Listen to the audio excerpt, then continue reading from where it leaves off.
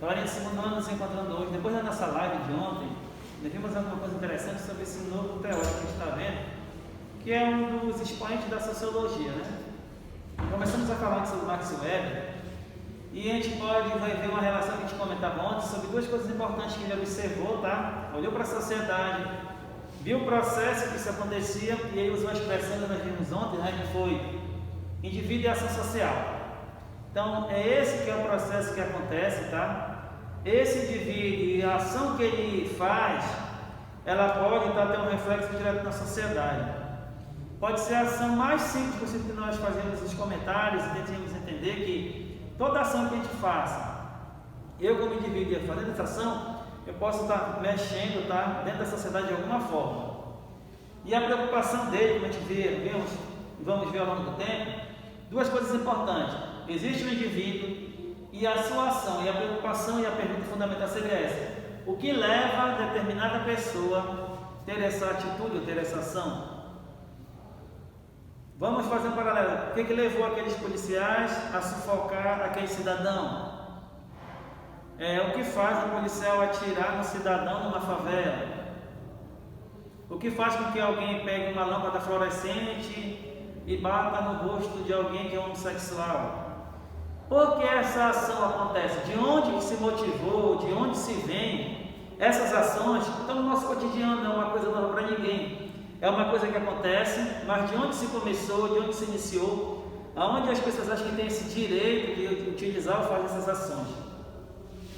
Então, toda ação social, segundo o nosso pensador Weber, vai dizer que esse ato de se comunicar, se relacionar, orientado pela ação de outros, de forma individual ou de vários, tá? Então, é aquele linguajar nosso, a Maria vai com as outras. Eu vejo alguém fazer, vou fazer também, deu certo. A mesma coisa acontece, por exemplo, na sala de aula, uma coisa bem simples. É hora da avaliação, de repente algum colega está pescando na sala de aula. Essa ação que ele faz, esse ato que é ilícito, de estar pescando na sala de aula, aonde foi que se aprendeu esse ato? Ou essa ação? Quem foi que fez isso para que o indivíduo achasse que pode fazer da mesma forma, não se preocupando se vai acontecer alguma coisa ou não?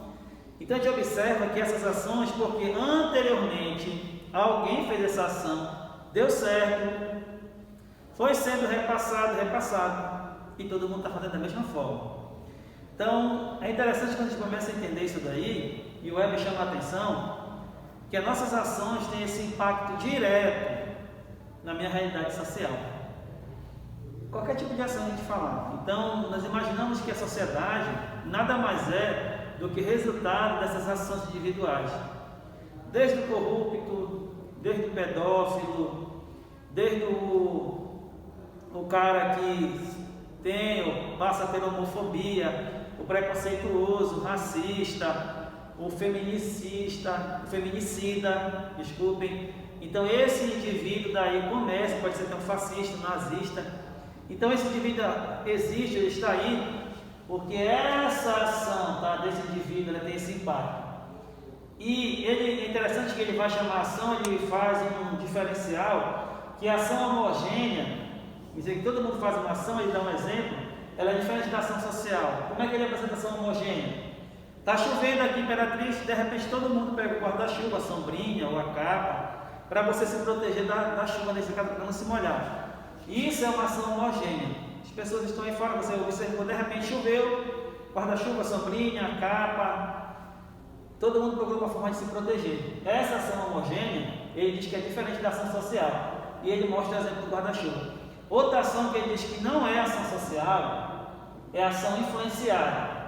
É quando você vê um grupo de pessoas reunidas, tá, para reivindicar alguma coisa, buscar, que todo mundo está brigando ali pelo direito. Um exemplo, quando aconteceu as diretas já no Brasil, na década de 80. Essa era a forma que ele apresentava, que era diferente, tá? Que é uma ação influenciada, que as pessoas são motivadas porque alguém está fazendo isso daí, eu vou para me juntar ao grupão. Então a gente percebe, duas ações, tá? A homogênea e influenciada, totalmente diferente do que ele pensa como ação social. Até o ponto que ele vai apresentar, a ação social é dividida de 4 formas. Então você imagina, essas ações que ele imaginou, dessas 4 maneiras, era para tentar se entender como é que a sociedade funciona, como é que tudo que está acontecendo hoje é reflexo dessas ações, tá? Dentre essas quatro ele vai destacar a primeira, que é a ação tradicional. Ou seja, existe uma tradição que ele diz que é tradicional e ele tem como exemplo a família. Vamos imaginar, a família, todo mundo faz a mesma coisa. Um exemplo, o almoço do Natal, ou a celebração do Natal, celebração do final do ano, a celebração junina, os aniversários, a celebração dos 15 anos, tudo isso daí, ele diz que essa ação é tradicional porque é uma tradição que já existe. Todo mundo faz isso daí durante muito tempo e as pessoas que estão hoje estão fazendo da mesma forma que os antepassados faziam. E essa era a ação tradicional que chamava a atenção. E é interessante, quando abrir o parênteses aqui, a gente pode observar que a concepção machista que a gente vê muito na sociedade, ela pode ter uma influência, tá, da ação tradicional. Porque se você voltar lá no período aqui no Brasil, da escravatura, onde você tem o senhor do engenho, você tem o patriarcal muito forte ali, e dentro da sociedade essa ação tradicional perpassou o tempo e as pessoas acham que ainda vivem daquela mesma forma. E você só pode observar que dentro dessa concepção machista que acontece na sociedade, surge aquela expressão que a gente coloca, eu gosto muito de chamar a atenção, que é o feminicídio, aonde o homem acha que tem esse direito, tá, de utilizar a violência que falamos, patrimonial, psicológica, econômica, a sexual, ele acha que tem esse direito, motivado por uma ação tradicional, porque foi passando o tempo e os homens sempre foram tratados dessa forma. Aí a gente percebe que essa ação só tem a prejudicar, porque a gente vê os resultados na ação tradicional, as atitudes que se tem. Você pode avaliar racismo, preconceito, homofobia, é algo que é tradicional, então as pessoas fazem, todo mundo vai fazer, é uma coisa que já vem ao longo do tempo, nunca mudou, e é uma ação que chama a atenção, tá, gente? Essa ação tradicional, principalmente a gente vê arraigada, começa tudo na família, mas a ação tradicional, ela contribui muito para o reflexo da sociedade hoje. As pessoas só fazem repetir o que se fazia lá atrás, e é uma ação que ele chama de tradicional, e ela tem impacto na sociedade. Aí ele vai apresentar para nós uma segunda ação, que ele chama de afetiva. São aquelas pessoas que querem ver o momento. Uma oportunidade agora eu vou fazer. Não está preocupado se tem consequência não. Você pode observar, chega o período, exemplo, do carnaval. Você liga a sua televisão, aparece um comercial de TV. Use preservativo, que está tudo ok. Então, bora fazer isso daí, bora curtir o carnaval, bora viver esse momento. Momento do prazer é importante, não se preocupar com as consequências. E isso, essa ação que ele chama de afetiva, a gente percebe que todos os carnavais acontecem. Ou o carnaval tradicional mesmo, que se celebra, ou os carnavais fora de época. Então a gente observa isso daí, é uma coisa, uma ação que já acontece, as pessoas acabam conectando e achando que vai ser sempre desse jeito. Pensar carnaval fora de época é isso. E essa concepção dele chama a atenção porque a gente vai entender porque acontece essa questão todinha, tá aí na sociedade essa ação desses dias, as pessoas imaginam que todo momento que se celebrar de carnaval ou fora de época é só o quê? O momento, bora curtir, bora aproveitar. Alguns, a questão sexual muito desenfreada, o uso de entorpecentes. A gente observa que acha porque já acontece, é algo tradicional, é algo que passa a ser afetivo, já se vive a experiência. Então a afetividade é muito forte, as pessoas querem ver isso daí como se fosse o último instante. É que nem aquela máxima, aproveitar o momento. E essa ação afetiva, ela hoje, acontecia lá atrás, só foi passando o tempo e é do mesmo jeitinho que é agora. Então é a segunda ação. Temos uma tradicional, vem lá da família, com todos aqueles processos. Temos a afetiva, que você vive o momento, e chegamos na terceira, que é a racional com relação a valores. Quais são as causas que levam a pessoa a tomar determinado tipo de atitude em relação à questão financeira? Eu quero ganhar mais dinheiro, eu quero ficar rico. Para você ficar rico, ou é você trabalhando muito, estudando, ou as pessoas utilizam aqueles subterfúgios. A gente vai entender a corrupção.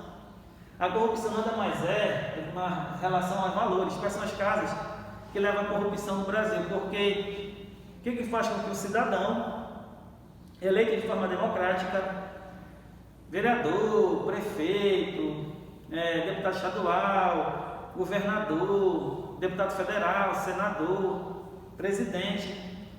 Qual é a causa que leva para que aconteça tanta corrupção no governo desse indivíduo? O que motivou? Alguma relação com o valor.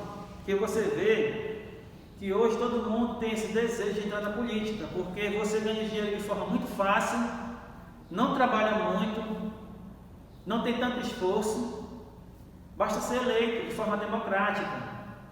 E algumas pessoas viam que, poxa, o cara já está ali há 30 anos sendo político, outro está há 15 anos, e eu conversando, eu percebo que ele começou financeiramente, ele adquiriu e acumulou um montante muito grande.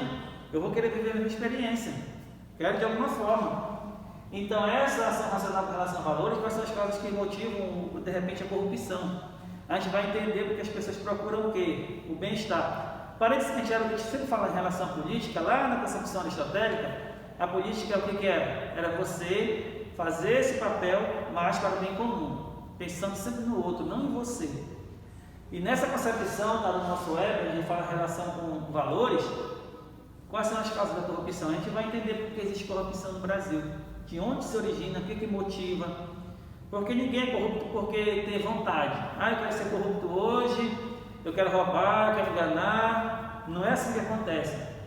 Tem que ter uma motivação anterior, tá? Para que esse indivíduo comece a agir dessa forma. E por isso que o Weber chama a atenção para essa ação racional com relação a valores, porque tem causas que fazem com que o indivíduo aja dessa forma. Então o desafio para nós hoje é entender qual é essa causa que impulsiona esse indivíduo a agir dessa forma. Porque se observar um cidadão honesto, não fazia nada, ele entrou no segmento e começou a agir dessa forma, se preocupando só com valores, ou status, que a gente pode dizer na linguagem sociológica, essa questão de status, porque você tem um nome. E depois dessa questão, em relação a valores, vamos para o quarto momento, racional com relação a fins, a alternativa para atingir o objetivo. Vamos imaginar que de repente um pai quer que um filho seja médico. Ele está estudando normalmente, fazendo o ensino médio, como cada um de vocês. Chegou o período do Enem e esse pai percebe que a concorrência é muito grande. O que ele vai fazer? Vai pagar financeiramente para que consiga a prova para o seu filho fazer o Enem e passar ou estar desclassificado e fazer o curso de medicina. Olha a alternativa que ele encontrou. A gente sabe que aconteceu casos em relação a essa questão por aí pelo Brasil afora. Olha o concurso público. Existem concursos públicos hoje em que as pessoas tentam buscar algumas alternativas para conseguir burlar aquilo que as pessoas se preparam anos e anos. A gente vê muita anulação de concurso em relação ao Enem, de você refazer uma prova, que as pessoas, na ação racional com relação às afins alternativas, que não são as corretas e acabam prejudicando, porque pensam de forma egoísta, não é como aquele aluno que luta, que se esforça, que a alternativa que acha ser mais fácil. Então esse que é o cuidado que a gente tem que entender, e muitas coisas que acontecem na sociedade, o Weber já chamou a atenção para essas ações. Lembra que a gente falava no início? A tua ação individual, social, dentro da mesma sociedade, ali dentro, ela tem seu impacto. Então hoje nós somos o que motiva as pessoas a agirem dessa forma. A nossa maneira que a gente está agindo dentro da sociedade, a gente vê o reflexo hoje. Por isso que existe tanta corrupção, tanta violência, tanto racismo, tanto preconceito. Porque as ações que o Weber observou, ela tem esse impacto direto na sociedade. Pode ser a ação mais boba que seja. Até quando você de repente está na sala de aula, você pescou numa hora de uma prova, essa tua ação, tá? Pode ter sido motivada de forma tradicional, pode ser de forma afetiva, foi em questão em relação a valores, ou foi em relação a fins. Então a gente imagina que isso é um ciclo vicioso, e para se quebrar uma coisa, que é tradição, é muito desafiador. Se você pegar, é só imaginar, a questão tradicional é tão forte. Se você pegar o papel feminino dentro da realidade nossa hoje, a gente percebe o quanto. Então a gente vê esse papel da mulher em relação a esse processo todo. Essa concepção vai mudar Pode ser de forma imediata, pode ser distante, mas por causa dessas ações tradicional, afetiva, racional com relação a valores e com relação a fins, é o desafio que tem que ser superado hoje na sociedade. Então esses desafios acontecem, estão presentes, e nosso objetivo é tentar entender dessa forma. Essas ações que o Weber viu, que ele observou, ele mostrou que foi as formas com que a sociedade hoje ela caminha, com todas as dificuldades, nada mais é do que as suas ações. Então a sociedade precisa melhorar? Precisa, mas de que forma vai mudar? Mudando as atitudes e ações, desvinculando dessas que o Weber apresenta para nós, como uma das coisas que fazem com que a sociedade reflita o que ela é hoje. Cada ação, desde a tradicional, da afetiva, com relação a valores e com relação a fins, é reflexo da sociedade que nós temos hoje. Se você quer uma sociedade melhor, olhe para essas ações aqui e veja até onde está acontecendo todas essas dificuldades. Valeu, galera, do segundo ano e até a próxima.